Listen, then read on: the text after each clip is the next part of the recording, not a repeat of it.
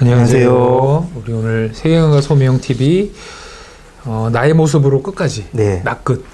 네. 옆에 이양 실장님 나오셨습니다. 네. 반갑습니다. 안녕하세요. 예. 안녕하세요. 낯끝 네. 좀 소개해 주실까요? 우리 지난주 우리 고야 스페인 화가, 스페인 화가 궁정 화가였으나 규모리가 됐던 그 자신의 어떤 그 개인적 아픔과 시대적인 고통을 솔직하게 표현하고 마지막에 거의 정신병에 가까울 정도로 이제 고통이 있었지만 그것을 자신의 작품으로 이제 표현을 했던 그런 나의 모습으로 끝까지. 그러니까 나의 모습으로 끝까지 갔더니 정신병이 걸린 게 아니라 심지어는 어떤 규모거린 그 상태에 대해서도 숨기지 않고 당당하고 솔직하게 표현하고 그다음에 반도 전쟁을 통해 아팠던 그 현실에 대해서도 솔직히 표현하고 그 솔직함이 너무 뚜렷하다 보니 어떻게 보면 현실의 어떤 그 참혹성들을 감당하기 어려워서 아마 좀 정신적인 고통도 있지 않았을까 싶은데 인간이죠, 인간. 네, 그렇죠. 인간의 진짜 모습이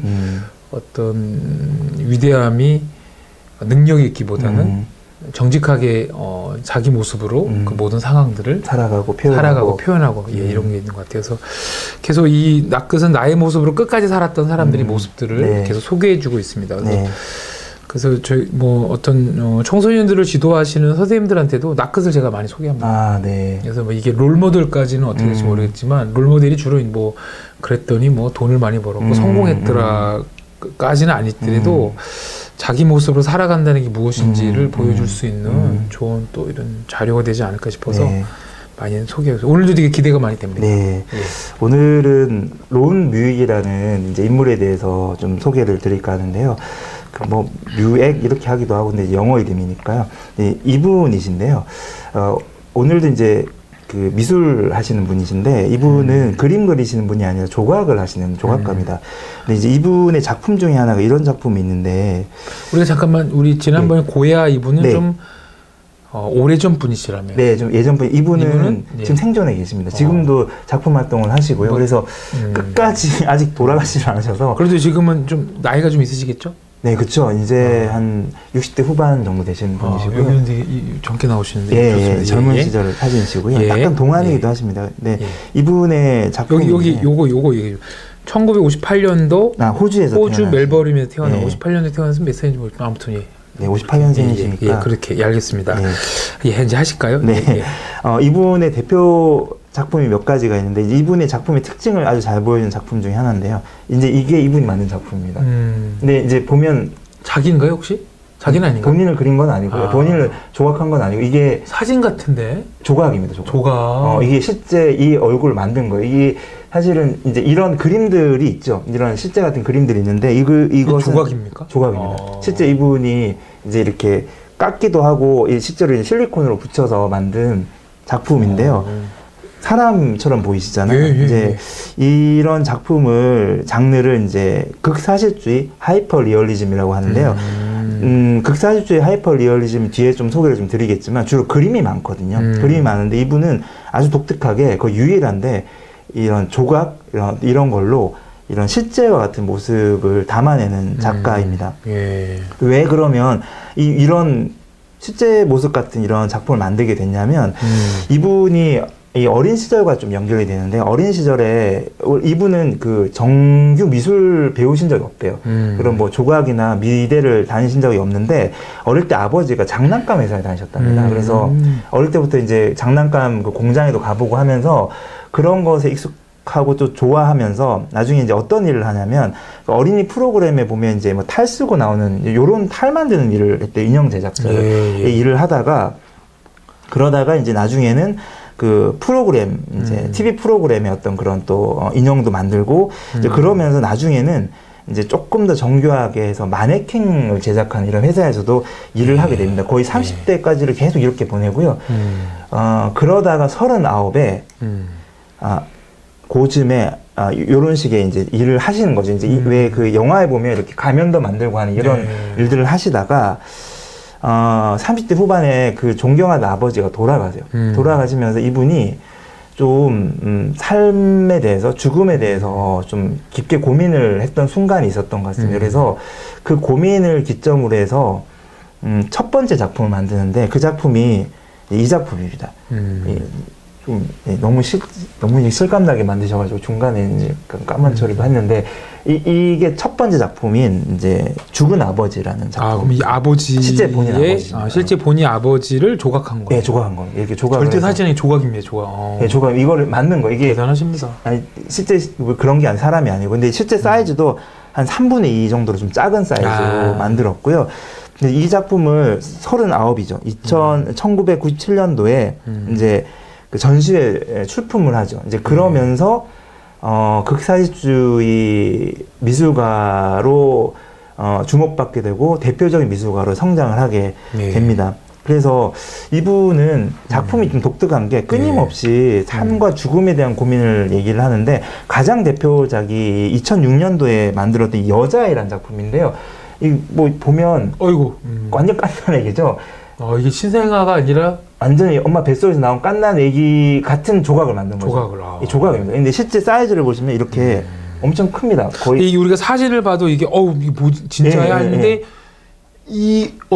저렇게 이 정도 실제 이게 사람이고요. 이 정도 이제 탯줄도 방금 끄는 이렇게 보니까 이게 사진이 아니라 진짜 조각으로.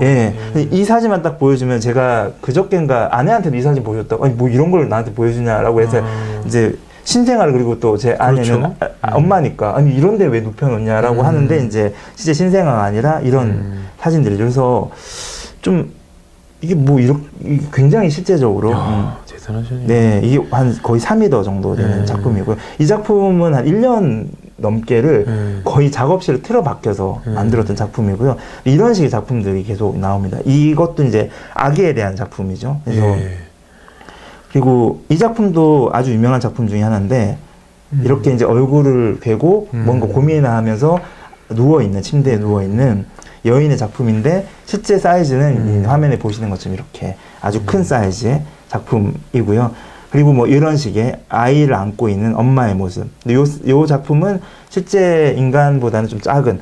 보면 이 사람은 조각이라고 해도 좀 어색하지 않을 정도로 실제 이게 조각이고 이제 그 조각에 사진을 찍는 모습입니다. 그래서 이분은 조각을 통해서 실제와 똑같은 근데 이제 그 대개 모습들을 보면 아기들 그리고 또 엄마 그리고 노인분들 하면서 어떤 인간의 삶과 죽음에 대해서 이제 조망을 하는 이런 작품들을 만들게 되고요. 론무익이 이런 얘기를 하거든요.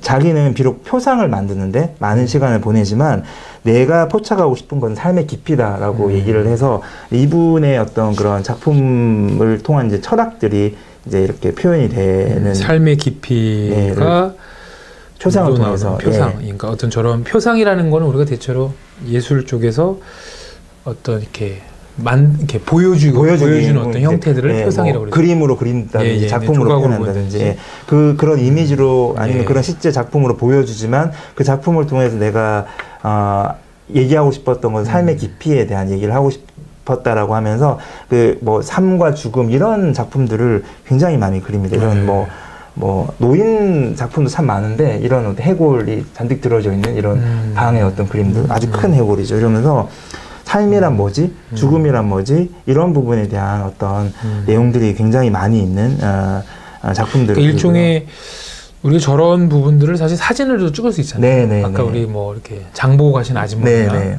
신생아 같은 경우 사진을 찍을 수 있는데 사진을 찍으면 이게 어떻게 생각하면 사진에 포착되는 순간에 진지한 대상으로 생각하기보다는 내가 찍은 수만 장 중에 한 장으로 그렇게 전락되는 듯한 느낌이 드는 것 같아요. 근데 론무익이라는 이 사람은 사진에 담길 수 있는 그런 극사주의를 이제 조각으로 만들면서 볼 때 관객들에게 이게 훅 다가올 거예요.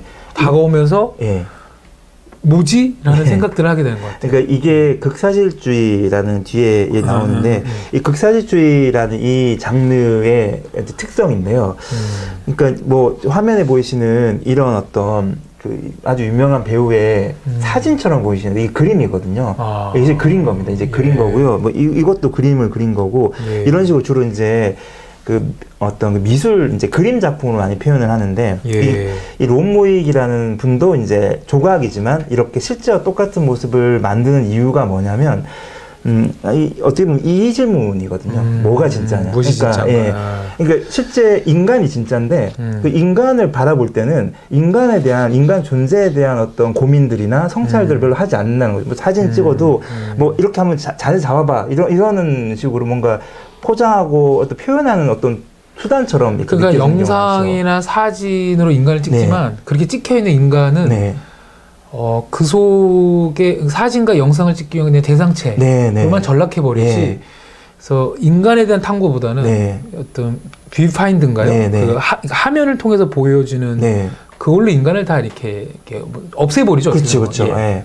예. 그러니까 이게 아이러니한 게 그 아까 그 애기 신생아 그 어린아이라는 작품 그 작품은 사실 그 뭐 저희가 산부인과 가면 그 아이들 볼 수 있거든요. 근데 저도 제 아이 어릴 때 봤는데 이제 광고에 써서 그냥 가고요. 그 뒤에부터 잘 보지도 못하고 그 아이를 이렇게 보면서 막 인간을 성찰하고 이럴 시간들의 여유들이 없는데 예. 정작 가짜죠. 가짜인 그런 어떤 이런 작품들을 통해서 인간을 좀 더 깊게 들여다보는 거고요.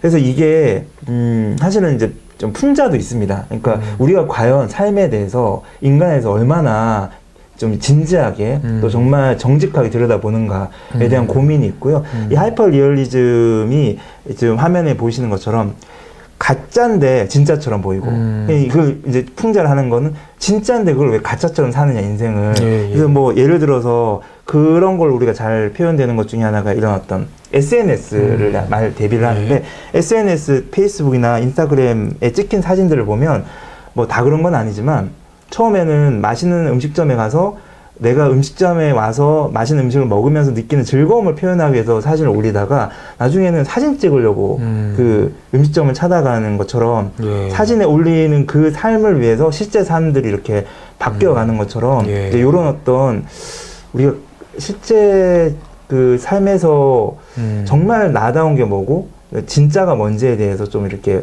이제 의문을 제기하고 질문을 던지고 또 풍자하고 이런 장르가 극사실주의라고 할 수 있고요. 그래서 이 롬무익이라는 분은 자신의 작품을 통해서 정말 인간의 삶을 좀 깊게 성찰해보고자 하는 이분의 철학이 있었고요. 그게 이제 롬무익이라는 분의 특성 첫 번째라면 두 번째는 이 부분이신데 저는 이 부분이 참 존경스럽더라고요. 작품을 향한 아주 엄청난 집요함이 있습니다. 앞에 우리 그림들 다 한 번씩 보여주신 건가요? 네, 이건 한번 쭉 하면서 쭉 요런 아이들도 있고 요런 작품들도 있고요. 집요함이 있는데 이게 이제 만드는 과정인데 제가 이 만드는 과정에 대한 걸 좀 자료를 찾아봤더니 정말 이 부분이 처음에는 배경을 만들고 이 주름 하나, 실핏줄 하나 만들기 위해서 정말 섬세하게 작업을 하시고요. 여기 틀어박혀서 이분 보시면 이런 무슨 현미경 같은 고글을 끼고 있는데 그걸 가지고 이렇게 한번 작품할 때는 거의 일주일 동안 아예 나오지도 않을 정도로 그냥 음식을 다 대주고 안에서 그냥 이렇게 살 정도로 심지어 아까 대표작이었던 여자애 같은 경우는 1년 동안 거의 무슨 은둔생활 하듯이 그렇게 틀어박혀서 이런 식으로 계속 작품을 만드는 거죠. 그래서 이 큰 작품도 있고 작은 작품도 있는데 이런 식으로 이 작은 모형을 정교하게 만들기 위해서는 이런 집요함이 필요한데 자신만의 어떤 고민과 철학을 표현하고 담기 위해서 이런 어떤 집요함들이 생겨날 수 있는 거겠죠. 근데 이제 이것의 첫 시작은 어떻게 보면은 이제 어린 시절에 아버지와 함께 장난감을 보고 이제 자신의 취미처럼 이렇게 보면 또 이게 좀 장난감처럼 보여요. 예, 그런 식의 것들이죠. 그런 과정 중에 한 30대 후반 정도에 중년이 시작한 나이에 사랑하는 아버지가 죽음으로 인생을 한번 깊게 돌아보게 되고 내가 앞으로 어떻게 살 것인지에 대한 고민을 하는 과정 중에 이런 걸 통해서 내가 고민했던 거를 표현하는 어떤 작품으로 좀 표현해야 되겠다라고 하면서 이제 극사실주의 작가로 전환을 하게 되고 이후로 계속해서 지금까지도 이분을 찾으려면 그 작업실에 가면 찾을 수 있다면 항상 작업실에 틀어박혀서 계속 이 작업을 하고 있대요. 제자들도 있지만 혼자서 이렇게 틀어박혀 작업할 때도 많으시고 그래서 좀 오늘 이분을 소개해 드리면서 이분이 이런 작품을 통해서 표현할 수 있었던 어떤 극사실주의라고 하는 것들 과연 현대인이 삶을 살면서 정말 진짜로 우리가 삶을 살고 있는가에 대한 좀 그런 질문들도 한번 같이 나눠보고 싶었고요. 또 하나는 이런 어떤 작품을 통해서도 좀 인생에 대해서 좀 성찰할 수 있는 계기가 되지 않을까라고 해서 롬무익이라는 이 작가에 대해서 한번 좀 소개를 좀 드려봤습니다. 예. 이것도 다 작품입니다. 거의 자기 자식 다루듯이 이렇게 해서. 그러시군요. 작품이 주로 이제 뻘거벗고 있는 그림이 많아가지고 작품이 많아서 작품 소개를 많이 드리지 못했는데 관심 있으신 분 인터넷 찾아보시면 작품이 아주 많습니다. 그렇군요. 그러면 우리 이렇게 빨리 끝나면 안 되는데? 네, 그래요. 빨리 끝나면 안 되는데. 훅 했는데요? 그래요. 아니 뭐 우리가 좀 얘기 좀 나눠야 될 게 좀 몇 가지가 있는 것 같아요. 일단 저도 이분을 처음 접하고 또 이분의 작품에 넋이 나가서 쭉 그냥 제가 보게 되었는데요. 어떻게 생각하면 우리가 이제 이분의 이제 극사실주의도 우리가 다뤄야 되지만 극사실주의를 또 오늘 배웠습니다. 오히려 극사실주의로 감으로 사실처럼 보여주는 여러 가지 어떤 디지털 어떤 자료들로부터 사람들과 인생을 관찰하지 않고 다 거기에 그냥 넣어버리잖아요. 생일날 그렇죠. 사진 찍고 영상 찍으면 우리가 다 됐다. 또 영상과 사진이 소유한다는 느낌이 주는 것 같아요. 네, 그렇죠. 소유하고 찍으면 그래서 여행 되면 늘 찍잖아요. 찍으면 다 가졌어 이렇게 생각하는데 막상 이 사람은 그 사진에서 볼 법한 그런 장면들을 현실에 뚝하게 크게 또는 작게 실제 그 모습 그래서 청중으로 하여금 좀 낯설게 보이면서 이 사람은 그냥 사진으로 봐도 될 이 작업을 꼭 이렇게까지 수년에 걸쳐서 이렇게 극사실주의를 묘사할 만큼의 이 장면 신생아든 또 뭐 어떤 돌아가신 어떤 아버지 모습이든 거기서부터 이게 뭘까라고 우리에게 좀 생경스럽게 한번 또 던지면서 또 그게 예술의 효과죠. 낯설게 만들고 그래서 보는 이로 하여금 좀 주목하게 만들고 멈추게 만들고 생각하게 만드는 그 효과가 되는 것 같아요. 근데 여기 이제 극사실주의에 대한 얘기가 많은데 롬무익 자체 제가 궁금한 거는 원래 이 사람 그 장난감 아버지 장난감 뭐 그건 알겠는데 극사실주의로 전환하기 전에는 주로 뭘 많이 하셨던 거죠, 이분은? 그러니까 아버지 장난감 회사 다니면서 이제 어릴 때 영향을 받고요. 이제 원래 직업은 그냥 인형 만드는 사람이었어요. 이렇게 인형 탈 쓰고 애들 무슨 어린이 프로그램에 인형 탈도 만들고요. 이제 이 솜씨가 좋다는 이제 평을 좀 들어서 나중에는 그런 무슨 영화 같은 거 찍을 때 이렇게 특수효과 그런 것도 좀 하고 또 주로 오래 했던 일은 마네킹을 만드는 일이었어요. 그러니까 마네킹을 만드는데 그냥 이렇게 이제 그냥 요즘에는 그냥 얼굴 모양 없이 동그랗게 된 마네킹도 있는데 정말 사람이랑 똑같은 얼굴 같은 이런 마네킹 같은 걸 만드는 회사에서 오랫동안 일을 하면서 그냥 그 마네킹 만들고 또 인형탈 만들고 이런 삶을 20대 30대 계속 살았던 그 당시에 롬무익이 만들었던 그 인형은 이렇게 극사실주의까지는 아니겠죠? 그렇지는 않죠. 그냥 우리가 또 이렇게까지 만들면 이게 오래 걸리고요. 또 아이들도 좀 놀라고 하니까 그냥 왜 우리가 많이 보는 그냥 인형 이렇게 예쁜 인형 뭐 우리로 치면 뽀로로 인형 같은 거 요런 인형 다 쓰고 인형극 하고 요런 식의 것들을 만들었던 사람입니다. 이게 사실 그게 좀 조사되면 좋은데 그렇게 했더니 뭐 회사가 잘 안 돌아가더라. 예를 들면 그래서 이제 극사실주의 작품으로 전환했더니 잘 됐더라 하면 이게 뭐 나의 모습으로 끝까지는 아닌데 어떻게 생각하면 그런 인형들을 만들다가 이 사람이 좀 답답할 수도 있었을 것 같아요. 그리고 뭔가 그걸로는 어떤 이제 또 그걸 만드는 기술 자체가 있으니 그걸로 뭔가 사람들에게 뭔가 질문을 던지고 또 뭔가 이렇게 사람들과 같이 생각하겠으면 좋겠다는 자기 거를 어쩌면 극사실주의로 쭉 하고 밀어냈네요. 그러니까 사실은 이분이 극사실주의 작가가 되는데 크게 영향을 준 분이 아버지랑 그다음에 장모님이 계신데요. 이제 뭐 39의 작가로 전환을 했으니까요. 근데 이제 결혼을 생활을 했던 분이고요. 그전에도 이제 그 아버지가 이제 어릴 때 장난감 이렇게 회사에서 일을 하고 또 아들이 워낙 이제 정통 미술을 배우지도 않았는데 워낙 손재주가 좋아서 이렇게 만드는 걸 보면서 좀 아버지와 대화를 많이 했대요, 이분이. 이제 그러니까 이게 꼭 뭐 무슨 이제 인형이나 이런 어떤 작품에 대한 대화만이 아니라 그냥 삶에 대한 대화를 많이 했었는데 이제 그 아버지가 돌아가시면서 좀 이제 아버지의 삶을 보면서 아버지를 존경하지만 또 아버지는 평생 그 장난감 만드는 일을 하셨던 분이라서 아버지는 이제 아들이 좀 소위 말하는 본인의 삶을 좀 살기를 바랬던 것 같고요. 그래서 뭐 마네킹 제조하고 이러는 게 뭐 본인의 삶이 아닌 건 아니지만 그분이 가지고 있던 어떤 아들의 어떤 고뇌와 이런 것들을 조금 더 이렇게 적극적으로 표현하기를 원했었고 그 표현이 마네킹을 만들던 어떤 특수분장 효과를 만들던 그 아들 어떤 기술을 갖고 표현하기 시작한 거예요. 그래서 아버지가 그렇게 이제 얘기를 나누다 아버지가 돌아가시면서 이분이 좀 굉장히 상심을 하시죠. 사랑했던 분이니까 상심을 하면서 뭐 아버지의 어떤 유언을 받아들이고 뭐 이런 것까지는 아니겠지만 좀 본인의 삶을 좀 아버지와 그때 대화하던 그런 것들을 통해서 좀 본인이 가지고 있던 걸 그냥 마네킹 제조하고 뭐 이런 것만이 아니라 본인의 어떤 그런 어떤 작품으로 좀 이렇게 표현하기 원했었고요. 그러니까 우리 실장님이 가져오신 이 글에는 이 존 론 뮤익이 이 작업을 어떻게 하게 됐는지에 대한 힌트들과 근거들이 많이 있어요.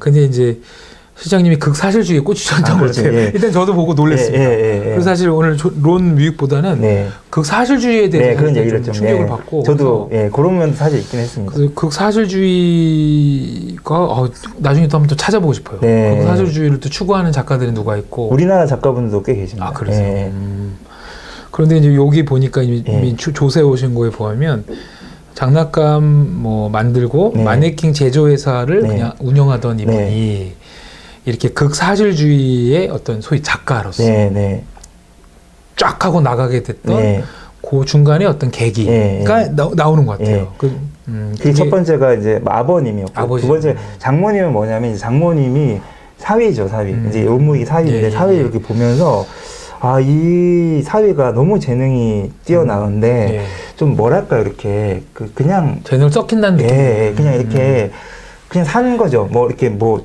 나쁜 삶은 아니었지만 그래서 근데 계속 고민을 하고 있고 이제 이런 걸 어떻게 내가 좀 나의 방식으로 표현할 수 있을까 고뇌를 하고 있는 과정 중에 이 롬무익이라는 분의 성향이 막 이렇게 활발한 분은 아니시더라고요. 그래서 근데 원래 이제 이런 미술 작품을 하려면 제일 중요한 게 먹고 사는 거가 좀 걸리는데. 그렇죠. 그게 걸리죠. 그게 제일 걸리죠. 다 하고 싶죠.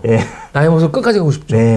그러는데 그게 좀 걸리죠. 근데 사실 죽은 아버지란 작품을 이제 세상에 내놓고 나서도 주목을 받기 시작하긴 했는데 사실은 뭐 인기 작가가 되라는 보장도 없고 또 극사실주의라고 하는 게 뭐 그렇게 주류 장르도 아니고 하니까 이제 뭐 지금 또 뭐 돈을 벌고 있고 마네킹 제조회사 그런 과정 중에 장모님이 좀 소심한 이 사위를 보면서 좀 이렇게 좀 안타깝게 여기셔서 소개를 시켜주세요. 어떤 그 미술가들을 후원하는 분이 계시거든요. 그분을 좀 소개시켜 주시면서 이분이 그분을 만나면서 좀 이렇게 어떤 그런 자신의 뜻을 좀 펼칠 만한 어떤 계기도 좀 생기게 됩니다. 그래서 죽은 아버지라는 작품은 사실은 이제 그분의 후원을 통해서도 나오긴 했지만 어쨌든 그런 장모님의 어떤 그런 도움과 또 아버지의 죽음으로 인한 좀 일종의 각성이죠. 그럼 오늘 우리 낚끝은 결국 후원을 받아야 된다. 농담이고요. 근데 이제 이분의 장점이 뭐냐면 그래서 제가 뒤에 집요함이라고 했는데 사실 뭐 장모님이든 후원자들 그 집요함이 되게 중요해요. 그걸 계속 봤던 것 같아요. 그러니까 이분은 어릴 때부터 계속 그걸 했어요. 그러니까 장난감 회사에 아버지가 일을 할 때부터 장난감 보면서 장난감을 이렇게 만들었대요. 이렇게 본인이. 근데 어릴 때부터 계속 이분은 그러고 살아온 겁니다. 그러니까요. 마네킹 회사를 다니기도 하고 인형 제작자 일을 하기도 하는데 항상 이런 걸 만든 겁니다. 이런 걸. 근데 계속 그렇게 살아온 거죠. 근데 만약에 저도 이제 동의하는데요. 이거를 만들던 분이 극사실주의의 그런 작품으로 끝까지 밀고 나가려 할 때는 사실 좀 이렇게 두려움이 와요. 나의 모습으로 끝까지 가려면 어떤 두려움이 있냐면 이런 마네킹은 나 말고도 미국 전역에 어떻게 보면 수천 명 이 작업 할 텐데 내가 뭐 대단하다고 또 한 가지는 아까 말씀드린 것처럼 인형 만들고 마네킹 만들 때는 이 한 작품을 하는 것처럼 길게 할 수가 없잖아요. 그렇죠. 납품을 해야 되고 또 원하는 고객에게 해야 되는데 어떻게 생각하면 이걸 하기 위해서 한번 끝까지 1년이 걸리든 2년이 걸리든 자기가 하던 무엇인가에만 집중해서 끝까지 갔더니 작품이 되는 거죠. 네, 네, 그렇죠. 그랬던 네, 것 같아요. 네. 예를 들면 이런 것 같아요. 그러니까 이게 이제 그런 분, 혹시 영상 보시는 분들 중에 저는 그게 적용되거든요. 네. 왜냐면, 왜냐면 뭐랄까요. 가스 배관공? 네, 네. 또는 무슨 뭐 배관 같잖아요. 가스, 도시가스 배관을 네, 네. 잘 이렇게 하시는 네. 어떤 분이 계시다면 늘 시간에 쫓기면서 그 일만 하셔야죠.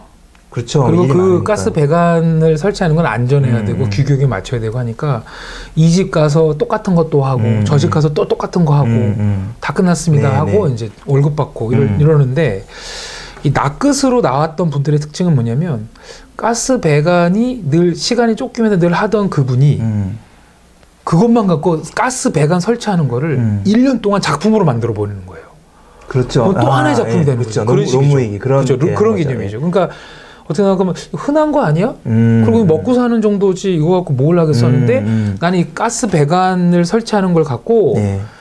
이 시대의 어떤 인간의 실존을 한번 표현해 보겠어를 그러니까 어떻게 하면 먹고 사는 생존이고 그리고 어떤 경제적인 어떤 시스템 안에서 그냥 예속된 듯한 마네킹 만들고 하는 거지만 그거를 한번 끝까지 자기의 세계를 가미해서 또 사람들에게 긴 시간을 통해서 한번 뭘 보여주겠어라고 하는 그 용기, 네. 그 대범함. 그 사실 죄송하지만 좀 마네킹 만들었던 이 분이 네. 마네킹은 늘 도와준 역할이었잖아요. 그렇죠. 특수분장 도와주고 네. 옷하고 뭐 이렇게 근데 영화 그게 도와주고. 어떻게 생각하면 그 당시에 도와줬던 영화 감독이나 이런 사람들이 아마 이걸 보러 왔을 거예요. 그죠? 그렇겠죠. 예. 네. 이거를 주 메인으로 삼겠다는 생각은 쉽지가 않았던 것 같아요. 맞습니다. 가스 배관 하시는 그분이 이 가스 배관을 둘러서서 네. 수많은 사람들이 와서 그걸 보게 만들겠어. 이거는 자기가 하던 그 일을 정말 끝까지 긴 시간을 통해서 지금도 이분은 그래서 끝까지 그걸 하고 계세요. 계속 이 작품을 하고 계시고 그 마네킹 제조회사 할 때도 보면 근데 이제 마네킹을 만들 수도 있고 뭐 그렇게까지 정교하게 만들 필요는 없는데 뭐 그걸 원하지도 않으시고 또 근데 이제 이분은 하여튼 본인의 그런 것들을 정말 집요하게 끝까지 이렇게 한 걸 보면서 이제 옆에 있는 분들도 이제 감동을 받으신 것 같아요. 뭐 이렇게까지 하나 싶을 정도로. 근데 이제 그게 이제 아버지의 죽음이라는 그 작품을 통해서 이제 그렇죠. 확 드러난 거고요. 그러니까 아버지 돌아가셨을 때 네네.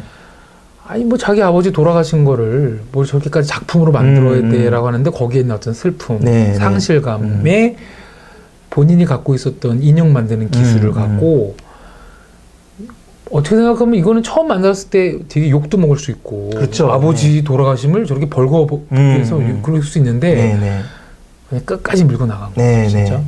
그렇죠. 그래서 저는 어떻게 생각하면 나의 모습으로 끝까지 간다, 나의 모습으로 살아간다는 거는 이런 용기가 필요한 것 같아요, 진짜. 용기. 그 영국의 그 테이트 모던이라는 어떤 그 현대 미술관을 방문했을 때 제가 일단 뭐 많은 작품이 있었지만 거기 작품이 다 독특합니다. 근데 그 중에 뭐가 있냐면 버려지는 건축물 폐기물들을 정사각형 네모 반듯하게 이걸 쌓아 올리는 거예요. 그러니까 버려지는 건축물 폐기물들을 정사각형으로 딱 쌓을 때 이 쌓는 동안 이 작가는 무슨 생각을 했을까요? 주변에 봐도 좀 버려지는 쓰레기를 저렇게까지 해야 돼. 그냥 버리면 되잖아 하는데 이건 자기는 그 그러니까 버려지는 제가 해석은 거기 절대 해석은 없습니다. 우리나라 미술관에 늘 해석 있잖아요. 설명이 근데 있죠. 외국의 미술관 해석이 없어요. 거기는 이제 보는 관객들이 알아서 해석하는데 저는 해석한 거는 되게 뭐랄까 다양한 어떤 무질서한 건축물이지만 이게 어떤 질서를 부여하는 이 작가를 통해서 네모 반듯한 정사각형 이렇게 어떤 건물 구형 이렇게 건물체가 이렇게 형성되는 거 보면서 되게 무질서해 보이지 무질서함과 질서의 경계는 뭔가 또 뭘 무질서하다 할 수 있을까? 그러니까 무질서하다 보이는 것들이 사실 때로는 어떤 질서 안에 이미 들어와 있을 수도 있겠다. 뭐 이런 많은 걸 생각했는데 아마 그 작가도 그걸 하는 동안에 끝까지 갔던 것 같아요. 끝까지. 그러니까요. 버려지는 건축물 다 수거해 와서 그걸 끝까지 올리면서 오늘 어떻게 생각하면 늘 마네킹을 만들고 그리고 그런 특수효과 분장 정도의 어떤 서브 역할을 할 수 있었던 이 사람이 자기의 그 슬픔과 아버지의 돌아가심의 애도 속에 이거를 누구 눈치 보지 않고 네. 끝까지 밀고 나가죠. 네. 그래서 저는 우리 여기 보시는 이게 갑자기 죄송하지만 우리가 중년이다 보니까 보시는 중년분들 중에는요 좀 이렇게 이거 갖고 내가 뭘 하겠어라고 흔해 보이는 것들도 한 번은 시간과 공을 들여서 끝까지 밀고 나가면 그 작품이 될 것 같아요. 네. 저는 이분이 첫 번째 작품을 했던 시기가 39이거든요. 출품했던 시기.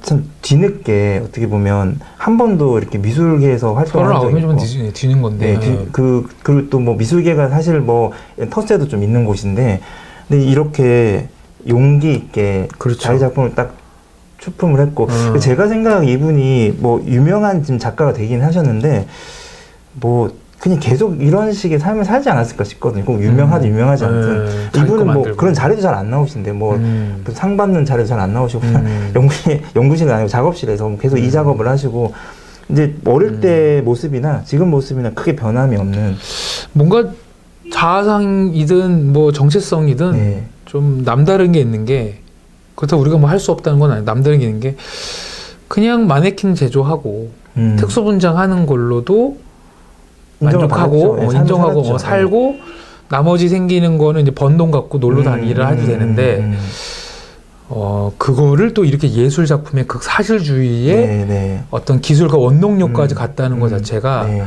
그 사실주의 못지않게 론 뮤익이 갖고 있는 어떤 그 나의 모습으로 끝까지 가려는 듯한 그 의지, 태도가 담긴 게 아닌가 싶어서 우리가 이거 보면서 이 사람은 원래 좀 남들었으니 이렇게 했나 보다라면 뭐 그냥 아무 의미가 없는데 흔해 보이는 뭔가를 한번 끝까지 밀고 실장님 그런 거 없나요 혹시? 흔해 보이는 아니 뭐 사실은 저는 뭐 이게 뭐 지금 하고 있는 이 낯끝 할 때 미술 작품 소개하고 이런 것도요 뭐 저는 미술 공부를 정통으로 하지도 않았고 제 개인적으로 좋아하거든요. 미술 작품 보는 걸 좋아해서 물론 이게 가장 저 삶에 중요한 건 아니지만 이것도 그냥 뭐 제 기억으로 한 20몇 살 때부터 좋아했던 것 같아요. 근데 뭐 미술관 가는 것도 좋아했고 했는데 뭐 아무도 알아주지도 않고 뭐 제가 미술관 가도 누가 알아주겠습니까?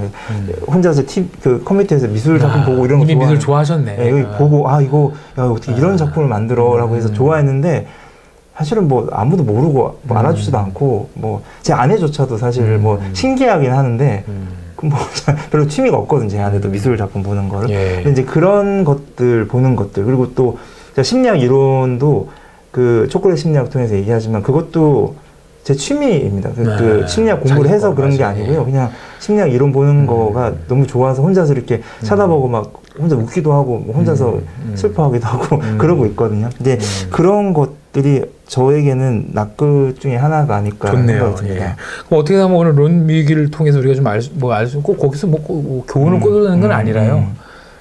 드는 생각 중에 하나가 뭐냐면 우리가 늘 먹고 사는 일상의 직장인 것 같지만 그 직장에서 익혔던 기술이나 또 그 직장에서 익혔던 여러 가지 어떤 방법들은 자신을 좀 이렇게 표현하는데도 또 활용될 수 있겠다 이런 생각이 드네요.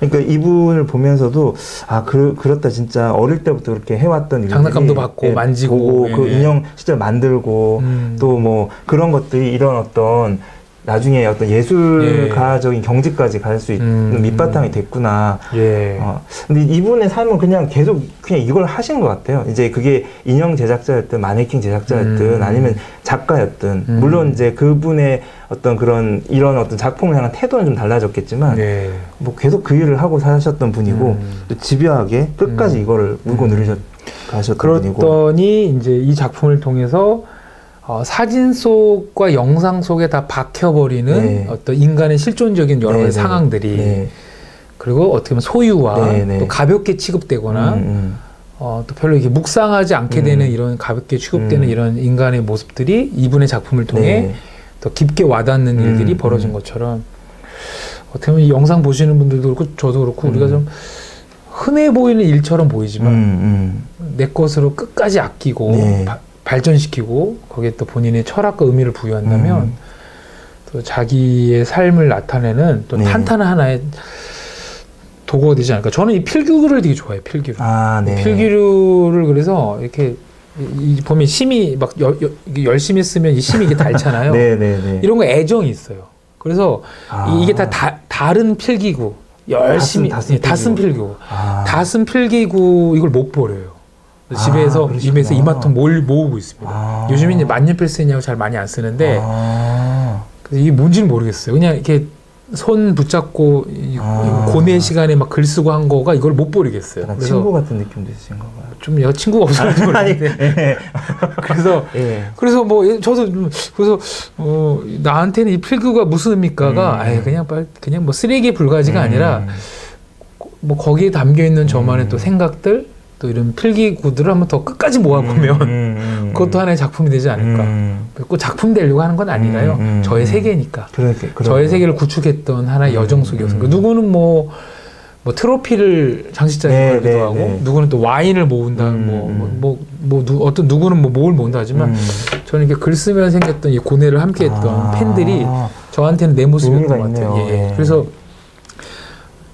마구적으로 모으고 있는데, 그래서 우리가 별거 아닌 흔해 보이는 곳에 내가 담겨 있다면 끝까지 밀고 나가는 게 그럼 정말 이런 일들이 이 사람은 좀 운이 좋은 것 같아요. 그래도 그렇죠. 작가로서도 인정받고 시대를 좀 잘 만난 것도 있고 근데 저는 오늘 어떻게 보면 론무익 얘기하려다가 저는 개인적으로 또 하이퍼 리얼리즘에 좀 꽂혀서 그것도 되게 중요합니다. 근데 제가 이 작품을 보면서 뭐가 좀 느껴졌냐면 이제 그 작품이 많이 있는데요. 주로 이제 아이, 노인 뭐 이렇게 많이 있는데 신기해서 계속 들여다보고 있게 되더라고요. 아니, 이렇게 만들었나. 근데 어느 순간 무슨 마음이 좀 들었냐면, 내가 언제 이렇게 버스 정류장이나 길에서 어르신들을 이렇게 한번 제대로 이렇게 본 적이 있었나? 그렇죠. 맞아. 아니, 가짜인데. 가짜를 이렇게 거의 제가 5분 동안 보고 있었거든요. 근데 한 인간에 대해서 얼마나 내가 이렇게 들여다본 적이 있나. 또 하나는 저 자신에 대해서도 이렇게 한번 제가 진지하게 들여다본 적이 있나? 저 자신도 스스로 대상화해서 나는 이런 걸 해야 되는 사람이니까 이런 걸 준비를 해야 되니까 얘만 좀 생각을 하고 정작 내 존재에 대해서는 얼마나 깊게 한번 들여다봤나 라고 하는데 이 작품을 통해서 오히려 그런 것들을 좀 나를 찾기에 보게 됐고요. 의미가 있네요. 그래서 론무익도 사실 그런 의도가 있었다라고 얘기는 하는데 뭐 그러면 저가 그 의도에 맞춰서 잘 생각을 한 거긴 하겠지만 근데 제 자신에서 오히려 좀 돌아보게 됐어요. 이 작품을 통해서. 우리가 왜 스마트폰이나 이런 걸 통해서 워낙 이제 네트워크가 발달됐으니 세계에서 벌어지는 좀 진기한 일들을 늘 만나잖아요. 그렇죠. 늘 진기한 일을 만나요. 그러다 보니까 오히려 가장 일상적인 나를 비롯한 나를 둘러싼 일상은 오히려 못 보게 되는 것 같아요. 스마트폰이라는 창문을 통해서 세상에서 벌어진 진기업만 보다 보니 정작 가장 익숙한 나 또는 이웃 또는 어떤 삶과 죽음, 악의 태어남 이런 것들을 그냥 찍어서 그 어떤 가상의 공간에 올릴 생각만 하지 그게 도대체 무슨 의미일까를 못 보는데 아마 극사실주의가 그 역할을 해주시는 것 같아요. 그 역할을. 그 예전에 제가 광고를 한번 본 적이 있었는데 지금 그 광고가 없는데 그 아기가 이렇게 태어났는데 그게 카메라 광고였거든요. 그래서 아기를 카메라로 이렇게 담는 거예요. 그래서 카메라를 담고 있는 아빠의 행복한 표정을 이렇게 보면서 이 가족과의 추억을 남기기 위해 이 카메라를 사세요 이런 광고였는데 제가 그걸 보면서 좀 슬펐던 게 갓 태어난 아기가 있는데 아빠가 여기 카메라를 이렇게 그냥 보면 되지. 보고 안아주고 이래야 되는 순간에 카메라를 찍으면서 마치 뭐 저기 작가처럼 이렇게 임하는 모습이 좀 기괴하게 느껴졌던 적이 있는데 제 삶도 이걸 통해서 좀 돌아보게 되고 진짜 나의 모습으로 산다는 게 뭔지에 대해서 좀 고민을 하게 되는 시간이었습니다. 아무튼 그래서 론무익이 그런 역할로 극사주의, 그러니까 어떤 마네킹 제작하다가 이렇게 간 것도 되게 이례적이고 독특한 면인 것 같고 또 이렇게 극사실주의를 통해서 어쩌면 너무 흔하다고 보여지는 모습들을 우리가 잘 보지 못하는 그 우리를 향해 다시 그 앞에 세워주는 그런 작품들을 이렇게 만드는 어떻게 보면 본인이 또 장난감을 대할 때마다 그렇게 느꼈던 것 같아요. 그랬던 것 같습니다. 장난감과 또 실제는 뭐가 다르지 뭐 이렇게 느꼈지 않았을까 싶어요. 그래서 좋은데요. 그래서 사실 우리가 이렇게 뭐 한정된 시간 안에 론무익이라는 사람이 어떻게 자기 모습으로 끝까지 살아갔는지를 다 발견하기는 어려워요. 그러나 우리가 여기서 조금 더 그런 힌트를 찾아내면서 또 이게 영상 보시는 분들도 나의 모습으로 끝까지 갈 수 있을 수 있는 용기, 또는 어떤 방향, 대안 그런 게 있으면 좋을 것 같아요. 네. 그리고 저는 론 무이게라는 분을 보면서 뭐 이분은 그래 성공을 했죠. 어떻게 보면 성공을 했지만 꼭 그렇지 않다고 하더라도 그렇죠. 자기만의 이런 론 무익 같은 그런 세계가 하나 있는 것도 참 좋지 않을까. 뭐 제가 미술관 구경하듯이 뭐 제 만족이긴 하지만 저는 행복하거든요. 심리 이런 보는 것도 행복하고. 근데 제가 보니까 앞으로 실장님은 미술 예술 이쪽으로도 아마 큐레이터와 같은 역할과 더불어 저번에도 그 얘기 하셨는데 아니 너무 잘하세요. 제가 이제 저도 미술관 많이 다니면서 이제 도슨트 하시는 해설사 하시는 분 많이 따라다니지만 잘하십니다. 거기에 또 어떤 이런 심리와 또 신학과 인간 또 성경 이런 걸 접목하신다는 건 되게 풍성하죠. 저도 사실 물론 이제 제가 이렇게 해서 핸드폰으로 어떻게 이렇게 해갖고 여러 가지 편집해서 올리지만 영상을 많이 듣습니다. 사실 많이 듣고 그래서 많이 저도 유익하고 여러 번 듣습니다. 여러 번. 그래서 아마 그런 역할도 하나 있으시면 좋지 않을까 싶고 특별히 여기 보시면 우리 광고 아닌 광고 밀라노의 정원이 약간 그런 면을 많이 반영하신 거죠. 그렇죠. 이렇게 중년분들에게 뭐 얘기를 이렇게 하라가 아니라 이런 삶이 있고 이런 삶이 있더라 해서 여러분 어떻게 살고 싶으십니까? 우리 실장님이 갖고 계셨던 평상시에 미술과 인물과 또 뭐 신학과 철학과 사상가들에 대한 해박함들을 다 좀 녹여내서 정원을 거닐듯 그래서 뭐 아우구스트의 그러니까 밀라노에서 주의 음성을 들었던 거죠. 그래서 밀라노의